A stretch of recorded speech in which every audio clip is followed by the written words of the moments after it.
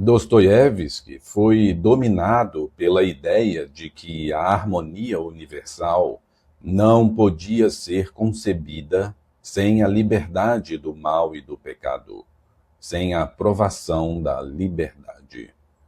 Ele se ergue contra toda a harmonia, cuja base seria o constrangimento, fosse ela teocrática ou socialista. A liberdade do homem não pode ser concebida como o presente obrigatório de uma ordem de coisas dada. Ela deve preceder esta ordem de coisas.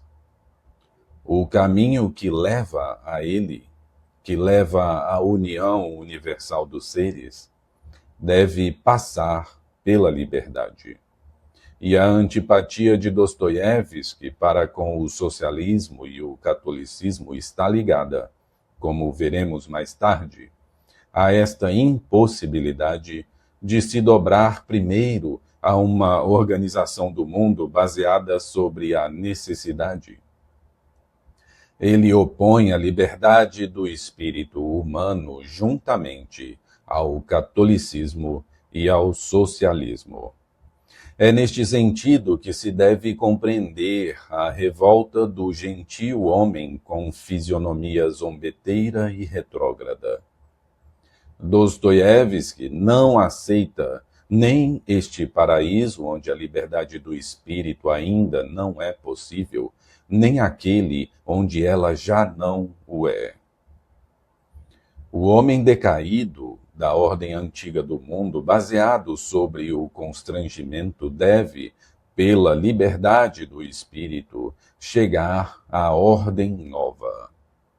A fé, segundo a qual Dostoiévski queria estabelecê-la, era uma fé livre, apoiada sobre a liberdade de consciência. É da fornalha de minhas dúvidas que jorrou meu hosana, escrevia Dostoiévski de si mesmo.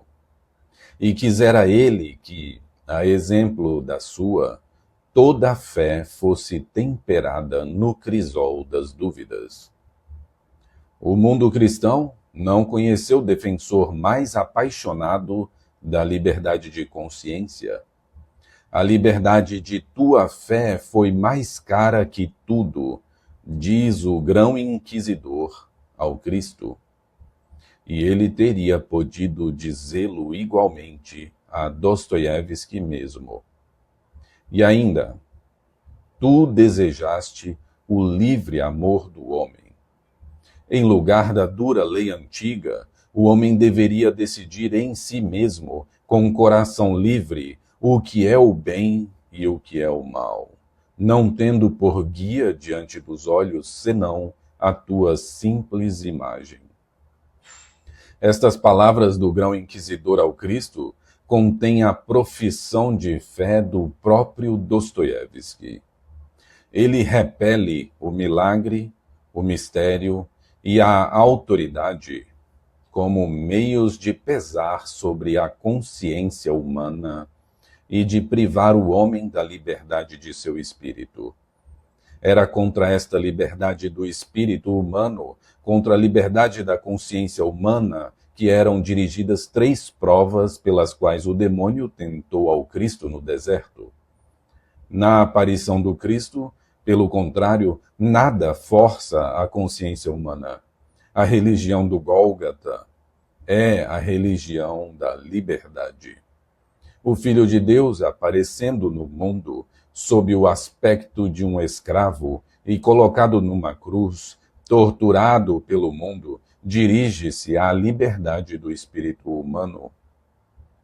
Na imagem do Cristo, nenhum constrangimento, nada que força a crer nele como em Deus. Ele não era nem a força nem o poder no reino deste mundo. E o reino que ele anunciava não era daqui de baixo. Eis onde reside o segredo fundamental do Cristo, o segredo da liberdade. Era mister, com efeito, uma extraordinária liberdade de espírito, um prodígio de fé livre, um reconhecimento espontâneo das coisas invisíveis, para perceber seu Deus sob os traços de escravo de Jesus. Tu és o Cristo, o Filho do Deus vivo. Ele cumpriu um ato de liberdade.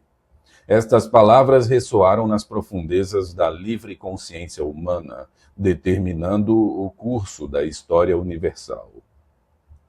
E no mundo cristão, todo ser, do fundo de sua consciência, de seu espírito livre, deve repeti-las. Nisto está a dignidade do cristianismo. Dostoiévski creu que a ortodoxia oriental tinha salvaguardado esta liberdade cristã mais que o catolicismo ocidental. Muitas vezes ele foi injusto com respeito ao catolicismo, que não se poderia acusar de ser invadido pelo espírito do anticristo. E, por outro lado, ele não queria ver no mundo ortodoxo as falhas e os desvios.